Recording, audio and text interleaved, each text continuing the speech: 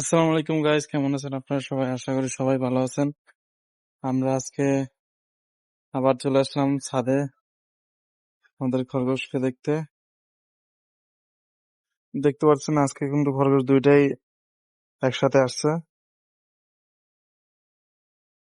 এখন আমি খাওয়ান গুলো দিয়ে দিই, আর আগের যা খাওয়ান আছে সেগুলো আমি একটু করে দিই।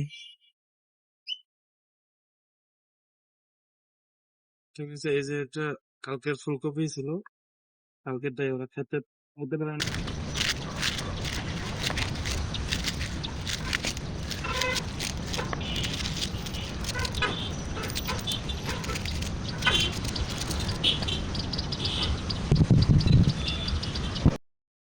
নে খা। আর ওই লালটা খায় না, লালটা হচ্ছে ভয় পায়,